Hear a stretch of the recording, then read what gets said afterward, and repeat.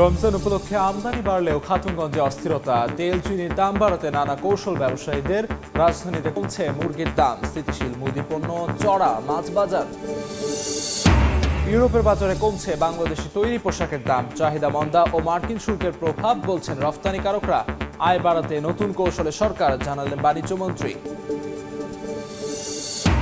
শুষ্ক মৌসুমে পদ্মায় জেগে উঠেছে ছোট বড় অসংখ্য ডুবোচর। ফরিদপুরে নাব্য সংকটে পণ্যবাহী নৌযান চলাচল ব্যাহত, বিপাকে ইজারাদার শ্রমিকরা। মাদারীপুরে জনপ্রিয় হচ্ছে সরিষা, ধনিয়া ক্ষেত ঘিরে মৌচাষ। তৈরি হচ্ছে উদ্যোক্তা, বাড়ছে কর্মসংস্থান। জলাবদ্ধতায় বড় লোকসানের মুখে নারায়ণগঞ্জের ফুল চাষিরা। এবং কৃত্রিম বুদ্ধিমত্তা খাতে 50 বিলিয়ন মার্কিন ডলার বিনিয়োগ করবে মাইক্রোসফট। ভারতে এআই অবকাঠামো খাতে $200 বিলিয়ন বেশি বিনিয়োগের প্রতিশ্রুতি।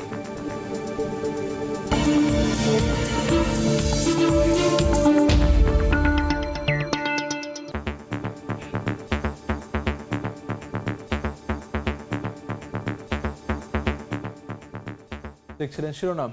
আমন্ত্রণ জানাচ্ছি দেশ ও দেশের বাইরের অর্থ বাণিজ্যের নানা খবর নিয়ে আমাদের নিয়মিত আয়োজন এ সময়ের বাণিজ্যে। আপনাদের সঙ্গে আছি আমি আমিরুল ইসলাম আলিফ। 21শে ফেব্রুয়ারি উপলক্ষে নিরাপত্তা পরিকল্পনা নিয়ে কেন্দ্রীয় শহীদ মিনারে ব্রিফ করছেন ডিএমপি কমিশনার শেখ মোহাম্মদ সাজ্জাদ আলী। সরাসরি যাচ্ছি সেখানে। নিবেদন রাত আনুমানিক 12:40 দিকে শহীদ মিনার সাধারণের জন্য উন্মুক্ত করে দেওয়া হবে। ততক্ষণ সকলকে শৃঙ্খলার সাথে ধৈর্য ধারণ করার জন্য বিনীত অনুরোধ করা হলো।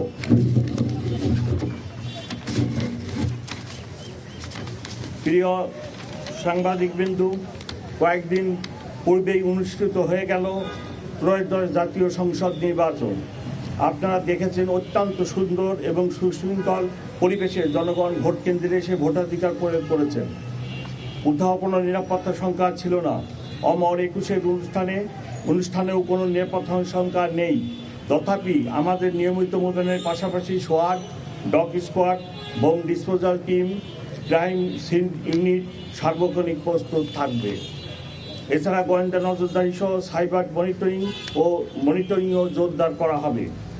প্রিয় সাংবাদিকবৃন্দ, আপনাদের মাধ্যমে সম্মানিত নগরবাসীর নিকট আমার অনুরোধ, শহীদ মিনারে কেউ কোনো ধরনের ধারালো বস্তু বা দাহ্য পদার্থ বা বিস্ফোরক দ্রব্য নিয়ে আসার চেষ্টা করবেন না।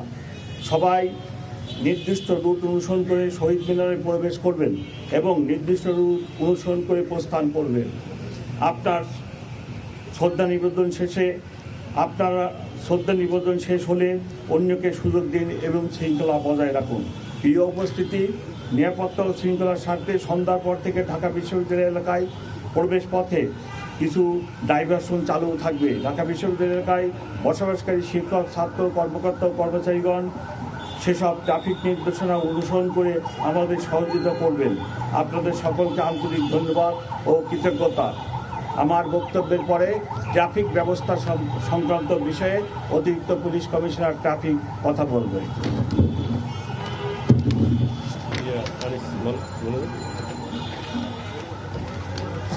আসসালামু আলাইকুম। সরাসরি যুক্ত ছিলাম ডিএমপি কমিশনার ব্রিফিং এর বাকি অংশ দেখতে ভিজিট করুন সময় টিভির ফেসবুক পেজে। চাহিদার বিপরীতে অতিরিক্ত আমদানি সত্ত্বেও রমজানের শুরুতে চট্টগ্রামে নানা কৌশলে বাড়িয়ে দেওয়া হয়েছে ভোজ্য তেল ও চিনির দাম। এক সপ্তাহের ব্যবধানে প্রতিমণ ভোজ্য তেলে 60 থেকে 300 টাকা এবং প্রতি কেজি চিনিতে অন্তত 5 টাকা বাড়ানো হয়েছে। অথচ চট্টগ্রাম বন্দর দিয়েই গত 7.5 মাসে 15 লাখ মেট্রিক টন ভোজ্য তেল ও প্রায় 4 লাখ মেট্রিক টন চিনি আমদানি হয়েছে। বিস্তারিত জানাচ্ছেন ফেরদৌস লিপি। চট্টগ্রাম কাস্টমস হাউসের সর্বশেষ তথ্য অনুযায়ী চলতি অর্থবছরের প্রথম 7.5 মাসে 1,36,000 কোটি টাকা মূল্যের 10,38,000 মেট্রিক টন পাম অয়েল, 65,222 কোটি টাকা মূল্যের 4,63,000 মেট্রিক টন অপরিশোধিত ভোজ্য তেল আমদানি করেছে বাংলাদেশের শিল্প গ্রুপগুলো। এর বাইরে চট্টগ্রাম বন্দর থেকে একই সময়ে 13,027 কোটি টাকা মূল্যের 2,69,000 মেট্রিক টন পরিশোধিত চিনি ও 886 কোটি টাকা মূল্যের 1,07,000 মেট্রিক টন অপরিশোধিত চিনি খালাস হয়েছে। ভোজ্য তেল ও চিনির এই আমদানি গত বছরের একই সময়ের তুলনায় প্রায় দ্বিগুণ। রমজানকে সামনে রেখে তেল এবং চিনি যেহেতু যথেষ্ট আমদানি হয়েছে, এক্ষেত্রে বাজার মনিটরিং এর ব্যবস্থা করলে ইনশাআল্লাহ দাম সহনীয় পর্যায়ে থাকবে। আমদানি বাড়লেও দেশের সবচেয়ে বড় পাইকারি বাজার চট্টগ্রামের খাতুনগঞ্জে নানা অজুহাতে চিনি ও ভোজ্য তেলের দাম বেড়েই চলেছে। গত 2 সপ্তাহে প্রতি মণ পাম অয়েল 58 টাকা, সুপার 60 টাকা এবং সোয়াবিন 300 টাকা পর্যন্ত বেড়েছে। অস্থির হয়েছে চিনির বাজারও। আগের রেট থেকে একটু বাড়ছে, 40-50 টাকা প্রতি মণে বাড়ছে। চিনি সরবরাহ স্বাভাবিক আছে, দাম যে পর্যায়ে আসছে ওইভাবেই থাকবে। আমরা আশা করছি সরবরাহ বাড়লে দাম কমার সুযোগ আছে। বছরে বাংলাদেশের 20 থেকে 22 লাখ মেট্রিক টন ভোজ্য তেল, 18 থেকে 20 লাখ মেট্রিক টন চিনির চাহিদা রয়েছে। এর মধ্যে রমজানি চাহিদা থাকে 3 লাখ মেট্রিক টন তেল ও 2.5 লাখ মেট্রিক টন চিনি। চলতি মাসে এলসি খোলায় জটিলতা না থাকায় আগে আমদানি হয়েছে এসব ভোগ্যপণ্য। রমজান আসলে আমাদের কিছু অসাধু ব্যবসায়ী এই দুইটা পণ্যকে নিয়ে কৃত্রিম সংকট তৈরি করে সরবরাহ লাইনটাকে নিয়ন্ত্রণ করে অটোমেটিক্যালি দামটা বাড়ানোর জন্য তারা চেষ্টা করে। এইবারও তার ব্যতিক্রম ঘটে নাই। তবে ব্যবসায়ীরা বলছেন ভোগ্যপণ্যের মূল্য বৃদ্ধিতে কোনো কারসাজি নেই। খুচরা পর্যায়ে দ্রব্যের দাম বাড়লে এটা আমাদের করণীয় কি? এখানে আমাদের আসলে করণীয় কিছু থাকে না। কে কোথায় নিয়ে কী দাম বিক্রি করতেছে আমাদের ওখানে গিয়ে মনিটর করা তো ব্যবসায়ীদের পক্ষে সম্ভব। জেলা প্রশাসকের পক্ষে সম্ভব যে পাইকারি বাজার আর খুচরা বাজারের মধ্যে মূল্য যে ডিফারেন্স আছে এটা ওনারা মনিটর করে ওইটা ঠিক করতে পারেন। আন্তর্জাতিক বাজার আপনার কস্ট কত এগুলো জানার জন্য তো এখন আসলে রকেট সায়েন্স পড়ার কোনো প্রয়োজন নাই। আপনি নিজেই এখন এনবিআরে গেলে ওটা ডিউটি স্ল্যাব পাচ্ছেন, অনলাইনে ঢুকলে এটা আন্তর্জাতিক বাজার পাচ্ছেন। লাইটারের জাহাজকে ভাসমান গুদাম হিসেবে ব্যবহার করে এমন অভিযোগে এরই মধ্যে একাধিকবার কর্ণফুলী নদীতে অভিযান চালিয়েছে কোস্টগার্ড ও চট্টগ্রাম বন্দর কর্তৃপক্ষ। ফেরদৌস লিপি, সময় সংবাদ, চট্টগ্রাম। রমজানের দ্বিতীয় দিনেই রাজধানীর বাজারে কমলো মুরগির দাম। স্থিতিশীল রয়েছে মুদি বাজার, তবে বাড়তি দামে কিনতে হচ্ছে মাছ। বাজার পরিস্থিতির সবশেষ খবর জানাতে কারণ বাজারে আছেন সহকর্মী অন্তরা সেন। সরাসরি চলে যাচ্ছি তার কাছে।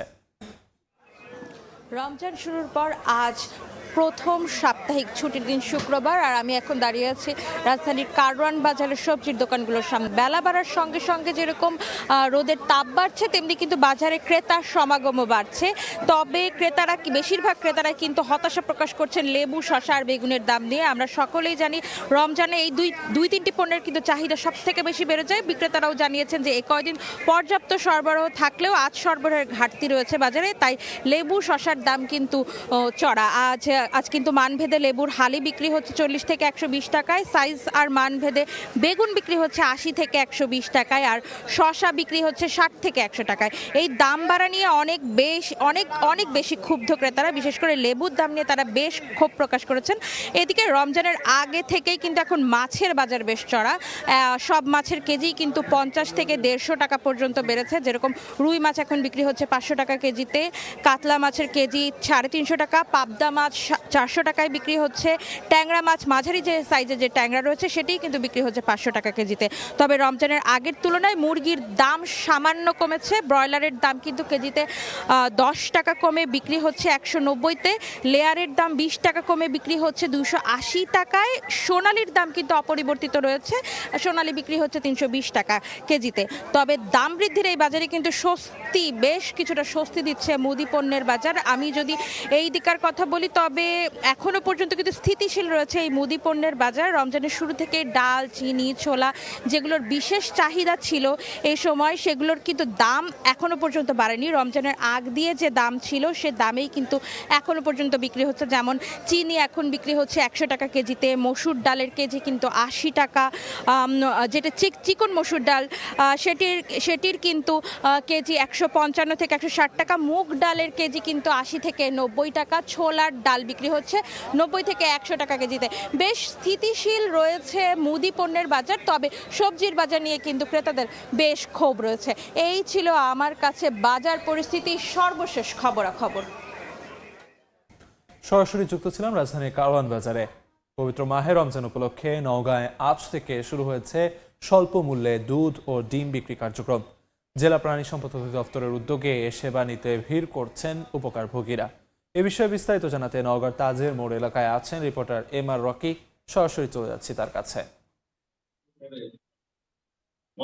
রমজানের শুরুতেই বেশ কিছু নিত্যপণ্যের দাম লাফিয়ে বেড়ে যায়। এই অবস্থায় সরকারের বেশ কিছু পদক্ষেপ রয়েছে এবং এই পদক্ষেপের আওতায় আমরা লক্ষ্য করছিলাম সরকারের প্রাণী সম্পদ অধিদপ্তরের উদ্যোগে স্থানীয়ভাবে এই দুধ এবং ডিম দেওয়া হচ্ছে সাশ্রয়ী মূল্যে। বিশেষ করে দুধের ক্ষেত্রে আমরা যা দেখছিলাম এখানে 28 টাকা লিটার, বাজারে যেখানে প্রায় অনেকটা 3 গুণ বেশি দরে কিনতে হয় সেই জায়গায় দুধ 70 টাকা দুঃখিত এবং ডিম 28 টাকা হালি, এক হালি ডিম নিতে পারবে। সাধারণ মানুষকে এই সেবার আওতায় আনুষ্ঠানিকভাবে আজকে জেলা প্রাণী সম্পদ অফিসের এই কার্যক্রমটি উদ্বোধন করা হচ্ছে এবং এই অনুষ্ঠানে এই মুহূর্তে উপস্থিত রয়েছেন নওগাঁ সদর 5 আসনের সাংসদ জাহিদুল ইসলাম ধলু। তিনি এই অনুষ্ঠানটি আনুষ্ঠানিকভাবে উদ্বোধন করার মাধ্যমে জেলায় এই কার্যক্রমটি আজ থেকে যাত্রা শুরু করছে এবং প্রাণী সম্পদ এবং সরকারের এই কার্যক্রমের সেবার আওতায় সাধারণ মানুষ বেশ সন্তোষ প্রকাশ করছেন, কারণ বাজারে এই মুহূর্তে ডিম প্রায় 40 টাকা হালি, সেখানে 28 টাকা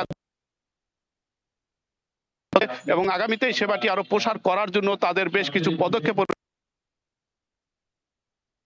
এবং আমরা লক্ষ্য করছিলাম সাধারণ মানুষের বাজারের এই মুহূর্তে যেহেতু নিত্যপণ্যের বাড়তি দরের কিছুটা হলো সহনীয় হবে বলে মনে করছেন এখানকার যারা উপস্থিত হয়েছেন। বক্তাদের দিক থেকে এই আশাবাদ তারা প্রকাশ করছেন এবং এই সেবার আওতায় আগামীতে জেলার বিভিন্ন প্রান্তে কিন্তু আরো বাড়ানোর কথাই তারা জানিয়েছেন এবং আমরা দেখছিলাম এখানে সাধারণ মানুষ এসেছেন অসংখ্য এবং তারা পর্যায়ক্রমে দিনব্যাপী এই কার্যক্রম পরিচালনা করবেন এবং এই কার্যক্রমের আওতায় সরকারি উদ্যোগে একটা সুফলতার কথাই সার্বিকভাবে এখানে ফুটে উঠছে। সব মিলে এই সেবাটি আরো বাড়ানোর দিক থেকে প্রশাসনের উদ্যোগ রয়েছে এমন কথা কিন্তু প্রাণী সম্পদের দিক থেকেও জানানো হয়েছে। এই ছিল সার্বিক নওগাঁয় দুধ এবং ডিম বিক্রির খবর আমার কাছে। সরাসরি যুক্ত ছিলাম নওগাঁয়। এদিকে রমজানে চাহিদা বাড়ায় মাদারীপুরে বেড়েছে ফলের দাম। এতে ক্ষুব্ধ পাইকাররা। ভোরের আলো ফুটতেই জেলার সবচেয়ে বড় পাইকারি ফলের আড়ত মোস্তফাপুরে ভিড় করেন যশোর, ঝিনাইদহ, ফরিদপুর, কুষ্টিয়া, গোপালগঞ্জ, বরিশাল সহ বিভিন্ন জেলার পাইকাররা। তবে ফলের দাম শুনে হতাশ হন তারা। পাইকারদের অভিযোগ, সিন্ডিকেট করে বাড়ানো হয় সব ধরনের ফলের দাম, যার প্রভাব পড়েছে খুচরা বাজারেও। আড়তদারদের দাবি, একদিকে উৎপাদন কম, অন্যদিকে সরবরাহে রয়েছে ঘাটতি, তাই কিছুটা বেড়েছে দাম। প্রকারভেদে প্রতিটি তরমুজ পাইকারি বিক্রি হচ্ছে 350 থেকে 500 টাকায় আর আনারস 35 থেকে 55 টাকায়। এছাড়া পেয়ারা, আপেল, খেজুর, আঙুর, মালটা, কমলা বিভিন্ন রকমের ফলের দাম পাইকারিতে বেড়েছে 30 থেকে 60 টাকা পর্যন্ত। গতবার এই আনারস কিনছি যেমন 25 টাকা, এবার কিনা লাগে 50 টাকা, 45 টাকা। রোজা উপলক্ষে সব ফলেরই দাম বাড়ছে বর্তমানে ভাই। তরমুজের দাম অনেক বেশি, এর 380 টাকা পিস তরমুজ বিক্রি হচ্ছে। বাজারে ফলের আমদানি কম, এই জন্য মালের চাহিদা বেশি। 10 কানি জমিন, ওইখানে মাল হওয়ার কথা মিনিমাম 40,000, ওইখানে মাল হয় 10,000, তাও আবার অনেকবার লাগানোর পরে খারাপ হয়, আবার লাগায়, দামই বেশি এমনিতেই। এবার বন্দর বাণিজ্যের খবর।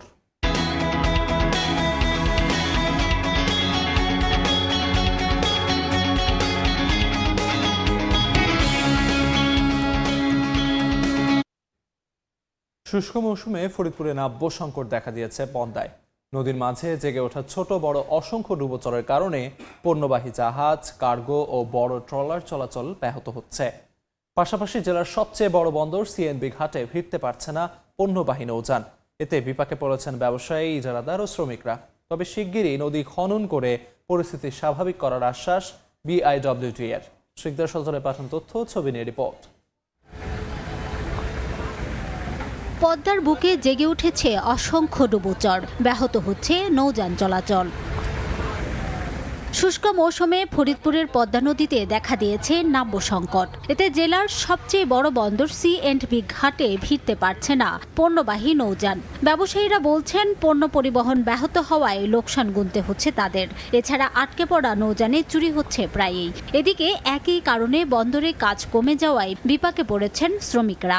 গাড়ি নিয়ে ডেলি দিন লোড করতে আসলে 2 দিন 3 দিন লেগে যায় এক টিক মারতে। বড় বড় জাহাজগুলো আসতে পারতেছে না, তার জন্য আমাদের ইনকামও কমে গেছে। নদীটা খনন করে দিলে আমরা ফুল লোড নিয়ে পণ্যবাহী জাহাজগুলো ঘাটে আসতে পারে। পানি কমের কারণে সন্ত্রাসী টাইপের যারা, ওরা এসে মারধর করে মোবাইল, টাকা পয়সা, সিমেন্টের বস্তা পর্যন্ত ওদের ট্রলারে আমাদের নিজে বহন করে উঠাই দিতে হচ্ছে। সরকারের কাছে আমাদের দাবি একটাই, দ্রুত ড্রেজিং করে এটা নাব্যতা ফিরে আনার দাবি। ঘাট ইজারাদার বলছেন বারবার সংশ্লিষ্ট বিভাগে সমস্যার কথা জানানোর পরও মিলছে না সমাধান। কর্তৃপক্ষ সবসময় অবহিত করতেছে, জানাইছি, সবসময় তাদের সাথে ধন্যবাদ হচ্ছে।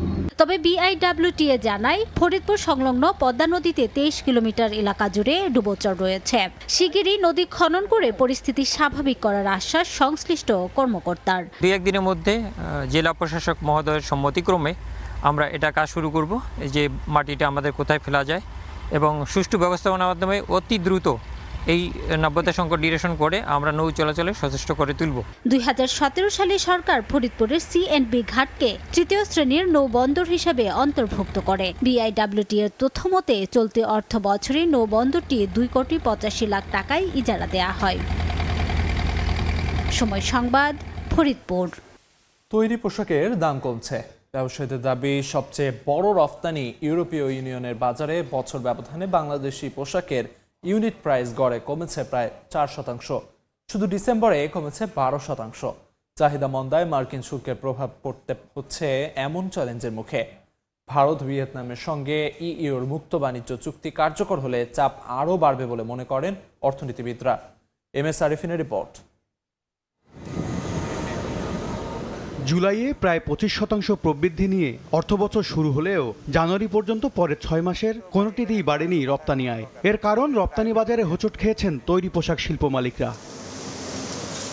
এর মধ্যেই আবার মরার উপর খাড়ার ঘা হয়ে সামনে আসছে বাংলাদেশের সবচেয়ে বড় রপ্তানি গন্তব্য ইউরোপীয় ইউনিয়নের বাজারে পোশাকের ইউনিট প্রাইস কমার ক্ষতচিহ্ন। ইউরোপীয় ইউনিয়নের পরিসংখ্যান দপ্তর ইউরোস্টেটের তথ্য, বছর ব্যবধানে গড় দাম কমেছে 3.84%। সবশেষ ডিসেম্বরেই কমেছে 12%। চায়না এবং ইন্ডিয়ার কাছে প্রচুর তাদের র মেটেরিয়ালস এবং ব্যাকওয়ার্ড লিঙ্কেজ তাদের স্বয়ংসম্পূর্ণ। সো তারা যেই সস্তা দামে মার্কেট ধরার জন্য যেই গুডসটা আমরা হয়তো দিতাম $5, চায়না এটা দিতে $4, বায়ার হয়তো কত কম দামে কিনতে পারে। তাহলে তারা মার্কেট ধরার জন্য, যেহেতু আমেরিকায় তারা বাড়ি খেয়ে গেল, তারা এই মার্কেটটা ধরার জন্য তাদের নেসিটি রেখে তারা ইউরোপে কিন্তু প্রাইস কমাই অর্ডার নিয়ে দিল। ইউরোপে পোশাকের চাহিদা কমলেও মার্কিন শুল্কের চ্যালেঞ্জ মোকাবিলায় ইউরোপের বাজার দখলেই কোমর বেঁধে নেমেছে চীন, ভারতের মতো যুক্তরাষ্ট্র বিমুখ প্রতিযোগীরা, যা বাড়তি চাপে ফেলছে রপ্তানিকারকদের। ইউরোপের মার্কেটটা আমরা অনেকটা লস করে ফেলছি। এইটাকে আমাদের রিকভার করার জন্য আমরা অলরেডি সরকারের কাছে সাবসিডির জন্য আমরা এটা আবেদন আমরা করতেছি। 29 সালের নভেম্বরের মধ্যে আমরা যদি ফ্রি ট্রেড এগ্রিমেন্ট করে ফেলতে পারি ইউরোপিয়ান ইউনিয়নের সাথে, সবচেয়ে গুরুত্বপূর্ণ।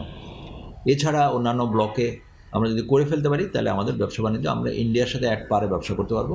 ভারত ও ভিয়েতনামের মধ্যে মুক্ত বাণিজ্য চুক্তি কার্যকর হলে ইউরোপে বাংলাদেশের চাপ আরও বাড়বে, এমন আশঙ্কা থেকে অর্থনীতিবিদদের পরামর্শ, ট্রাম্পের যে কড়া নীতি ইউরোপের বাণিজ্য সম্প্রসারণের তাগিদকে উস্কে দিয়েছে, সেই সুযোগ লুফে নিতে হবে বাংলাদেশকেও। ইউরোপিয়ান ইউনিয়ন প্রেসিডেন্ট ট্রাম্পের পলিসির যে ফলে কিন্তু অনেকখানি কোণঠাসা হয়েছে। কাজে ইউরোপিয়ান ইউনিয়ন চাইবে বিশ্ব দরবারে তাদেরও যে একটা বড় ভূমিকা আছে, তারাও যে একটা বৃহৎ বাণিজ্য করে থাকে, সেই লেভারেজকে কাজে লাগিয়ে হয়তো আরও বাণিজ্য চুক্তি করতে।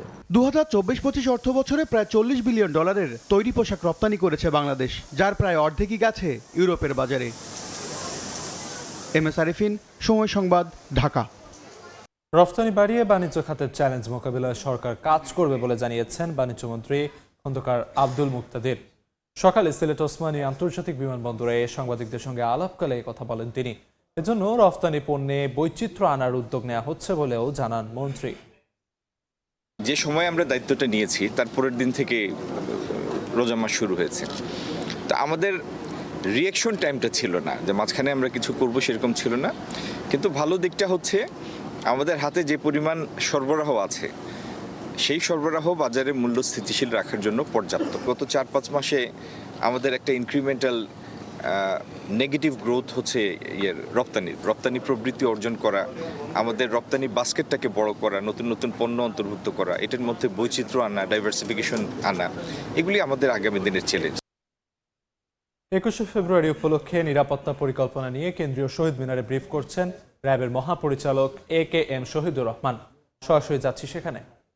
সামনে মুখোমুখি হয়েছি গত 1.5 বছরে, যখন জুলাই আগস্টের পরে একটা ভঙ্গুর আইন শৃঙ্খলা পরিস্থিতি ছিল, তখন থেকেই কিন্তু আমরা আইন শৃঙ্খলা রক্ষাকারী বাহিনী আপনাদের মাধ্যমে দেশবাসীকে আশ্বস্ত করেছিলাম যে আমরা এই দেশের আইন শৃঙ্খলা পরিস্থিতি এটা নিয়ন্ত্রণে আনতে সক্ষম হব ভালো করতে সক্ষম হব এবং একটি সুষ্ঠু নির্বাচন করার জন্য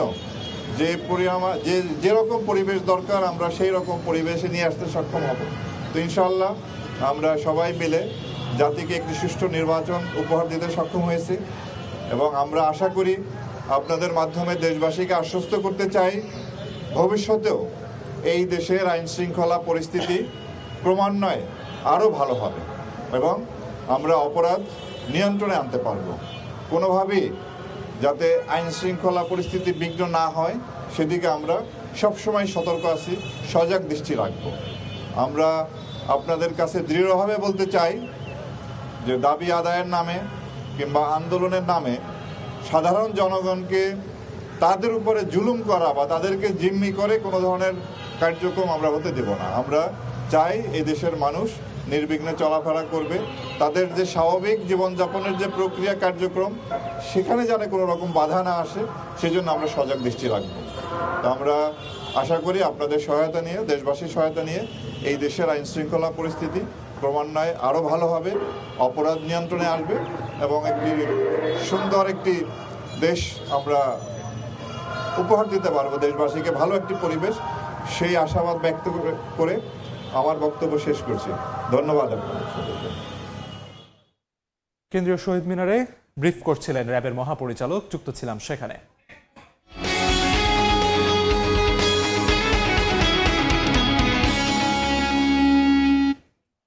রমজানের দ্বিতীয় দিন প্রথম শুক্রবার ছুটির দিনের সকালে ঈদ কেনাকাটায় রাজধানীর বিপণী বিতানে আসতে শুরু করেছেন ক্রেতারা। এই মুহূর্তে কেনাকাটার খবর জানাতে এলিফ্যান্ট রোড এলাকায় আছেন সহকর্মী ফরহাদুর রহমান। বিস্তারিত জানতে সরাসরি চলে যাচ্ছি তার কাছে।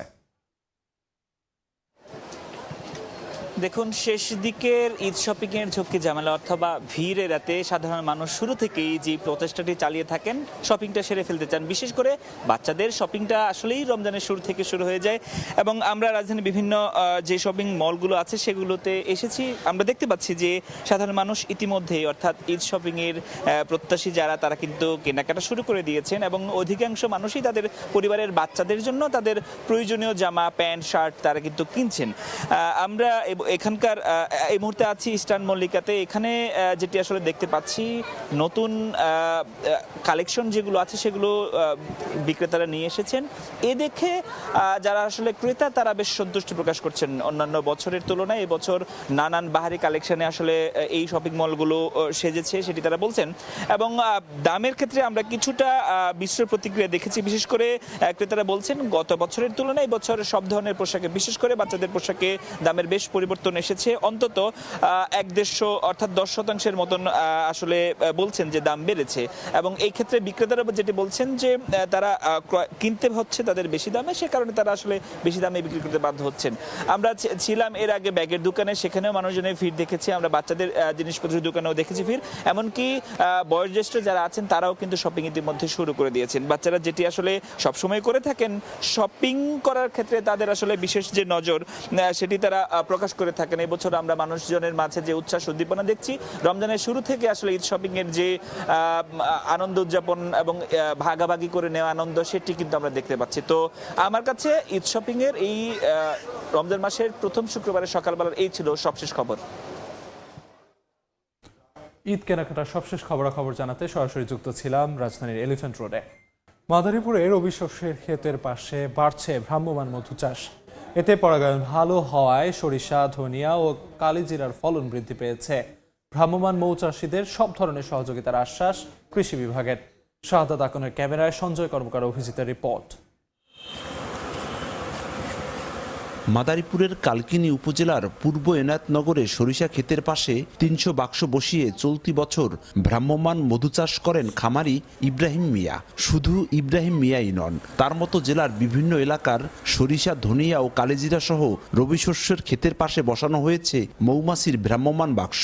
স্বল্প পুঁজিতে অধিক লাভ হওয়ায় অনেকে ঝুঁকছেন এই পেশায়। এতে বেকার যুবকদের কর্মসংস্থান হওয়ায় খুশি তারাও। আমাদের দেখা দেখি অনেক খামার গড়ছে।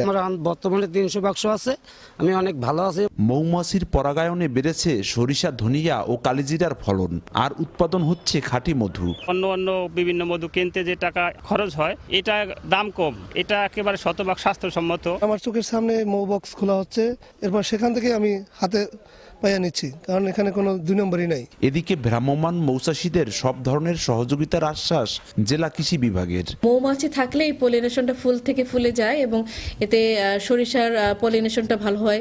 জেলায় 250-রও বেশি ভ্রাম্যমাণ মৌচাষী রয়েছে। একজন মৌচাষীর খরচ বাদ দিয়ে এই মৌসুমে লাভের আশা 8 থেকে 10 লাখ টাকা। এভাবেই বছরের 6 থেকে 8 মাস মধু সংগ্রহে ব্যস্ত সময় কাটান মৌচাষীরা। সরকারি ও বেসরকারিভাবে সহযোগিতা করা গেলে বিদেশে মধু রপ্তানি করে পর্যাপ্ত বৈদেশিক মুদ্রা আয় করা সম্ভব বলে মনে করছেন চাষিরা। সঞ্জয় কর্মকার, অভিজিৎ, সময় সংবাদ, মাদারীপুর। জলাবদ্ধতার কারণে এবার বড় লোকসানের শঙ্কায় পড়েছে নারায়ণগঞ্জের ফুল চাষিরা। লোকসান কাটাতে সহযোগিতার আশ্বাস দিচ্ছেন কৃষি কর্মকর্তারা। আরিফ হোসেনের ছবি ও শওকত আলী সৈকতের তথ্যে রিপোর্ট। এ যেন এক ফুলের রাজ্য। হরেক রকম ফুলে ছেয়ে গেছে শীতলক্ষ্যা নদীর পূর্ব পারে নারায়ণগঞ্জের বন্দর উপজেলার কলাগাছিয়া ইউনিয়ন। গত 2 যুগ ধরে এই ইউনিয়নের সাবদি, দিঘলদি, মাধবপাশা সহ 10টি গ্রামে প্রায় 550 বিঘা জমিতে বাণিজ্যিকভাবে ফুল চাষ হচ্ছে। বাগানের তাজা ফুলের অপরূপ সৌন্দর্য উপভোগ করতে প্রতিদিন দূর দূরান্ত থেকে আসছেন নানা শ্রেণী পেশার মানুষ। কোন গাছটা দেখতে কেমন, এটাকে আমার বাচ্চাকে আজকে আমি দেখতে নিয়ে এসেছি। তাজা ফুলগুলোর জন্যই আমরা আসছি, এগুলোর সাথে সুন্দর সুন্দর পিকচার তোলার জন্য। দেশের প্রধান ফুল ব্যবসা কেন্দ্র করে রাজধানীর শাহবাগ সহ বিভিন্ন জেলাতেও এখান থেকে ফুল সরবরাহ হয়। আন্তর্জাতিক মাতৃভাষা দিবসকে সামনে রেখে গত 5 মাস ধরে ফুল বাগানে দিনরাত শ্রম দিচ্ছেন চাষিরা। তবে গেল বর্ষা মৌসুমে টানা বৃষ্টি, জমিতে জলাবদ্ধতা ও পানি নিষ্কাশনের ব্যবস্থা না থাকায় এবছর ফুলের ফলন খুবই কম হয়েছে। এতে ফুল চাষে পুরোপুরি লোকসানের আশঙ্কা করছেন তারা। আমরা সরকারের কাছে আবেদন আমাদের যাতে ঋণ দিয়ে, ক্ষুদ্র ঋণ দিয়ে আমাদের সহায়তা করে। কৃষকদেরকে ব্যাচ আকারে উদ্বুদ্ধকরণ প্রশিক্ষণ এবং তাদেরকে পর্যাপ্ত পরিমাণে ঋণ সহায়তা এই দেওয়ার জন্য আমাদের ঊর্ধ্বতন কর্তৃপক্ষের কাছে আমি অতীতেও অনুরোধ করেছি এবং সামনেও করব। গত বছর বন্দর উপজেলায় 80 হেক্টর জমিতে ফুল চাষ হলেও এবছর মাত্র 65 হেক্টর জমিতে ফুল চাষ হয়েছে। সময় সংবাদ, নারায়ণগঞ্জ। বিশ্ববাজারে লাগাতার কমছে বিটকয়েন সহ ক্রিপ্টো মুদ্রার দাম আরও কমবে এমন পূর্বাভাসেই বাজারে নেতিবাচক ধারায় চলছে বলে জানিয়েছে আন্তর্জাতিক গণমাধ্যমগুলো। অব্যাহত দরপতনের মুখে রয়েছে ক্রিপ্টোকারেন্সির বিশ্ববাজার। বিটকয়েনের দাম এক সপ্তাহে 2.32% আর এক মাসে 24.75% কমে বর্তমানে বিক্রি হচ্ছে $67,250। একটি ইথার বর্তমানে বেচাকেনা হচ্ছে $1,939.58। এক সপ্তাহে 5.16 আর এক মাসে 34.81% দাম কমেছে এই মুদ্রার। ধারাবাহিক দরপতনের মুখে রয়েছে বাইন্যান্সও। এক মাসে 31.13 আর এক সপ্তাহে প্রায় 2% কমে বর্তমানে মুদ্রাটি লেনদেন হচ্ছে $609.20। আরেক ক্রিপ্টো মুদ্রা সোলানার দাম পড়ছে $82.54। এক সপ্তাহে প্রায় 2% আর এক মাসে এই মুদ্রার দাম কমেছে 36%-এর বেশি। কামরুল হাসান সবুজ, সময় সংবাদ। নয়াদিল্লিতে অনুষ্ঠিত এআই ইম্প্যাক্ট সামিটে গ্লোবাল সাউথের জন্য বড় বিনিয়োগের ঘোষণা এসেছে। কৃত্রিম বুদ্ধিমত্তা খাতে $50 বিলিয়ন বিনিয়োগ করবে মাইক্রোসফট। একই সঙ্গে ভারতে এআই অবকাঠামো খাতে $200 বিলিয়নেরও বেশি বিনিয়োগের প্রতিশ্রুতি মিলেছে।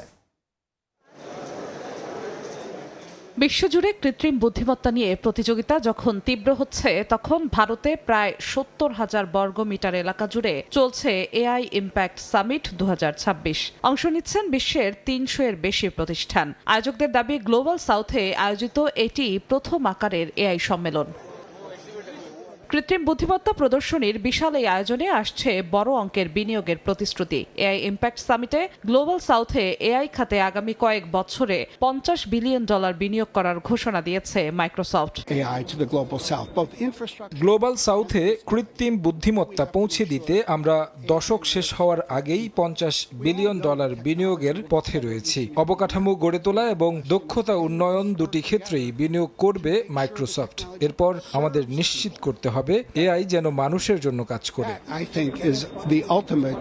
সামিটে ভারতেও বড় বিনিয়োগের প্রতিশ্রুতি এসেছে। আগামী 7 বছরে প্রায় $110 বিলিয়ন বিনিয়োগ করে এআই সম্পর্কিত অবকাঠামো গড়ে তোলার পরিকল্পনা ঘোষণা করেছে ভারতের রিলায়েন্স ইন্ডাস্ট্রিজ। এআই খাতে আরও $100 বিলিয়ন বেশি বিনিয়োগের প্রতিশ্রুতির মধ্যে রয়েছে আদানি গ্রুপ, মাইক্রোসফট এবং ডেটা সেন্টার প্রতিষ্ঠান ইয়োটায়ের বিনিয়োগ পরিকল্পনা। বিশেষজ্ঞরা বলছেন এই বিপুল বিনিয়োগ বাস্তবায়িত হলে গ্লোবাল সাউথে এআই প্রযুক্তির বিকাশ ও কর্মসংস্থানে বড় প্রভাব পড়তে পারে। জিনাতারা যশোয়া, সময় সংবাদ। এ পর্যায়ে শীর্ষ সংবাদগুলো জানিয়ে দিচ্ছি আরেকবার। রমজান উপলক্ষে আমদানি বাড়লেও খাতুনগঞ্জে অস্থিরতা। তেল চিনির দাম বাড়াতে নানা কৌশল ব্যবসায়ীদের। রাজধানীতে কমছে মুরগির দাম। স্থিতিশীল মুদিপণ্য, চড়া মাছ বাজার। ইউরোপের বাজারে কমছে বাংলাদেশি তৈরি পোশাকের দাম। চাহিদা মন্দা ও মার্কিন শুল্কের প্রভাব, বলছেন রফতানিকারকরা। আয় বাড়াতে নতুন কৌশলে সরকার, জানালেন বাণিজ্যমন্ত্রী। এবং শুষ্ক মৌসুমে পদ্মায় জেগে উঠেছে ছোট বড় অসংখ্য ডুবোচর। ফরিদপুরে নাব্য সংকটে পণ্যবাহী নৌযান চলাচল ব্যাহত। বিপাকে ইজারাদার শ্রমিকরা।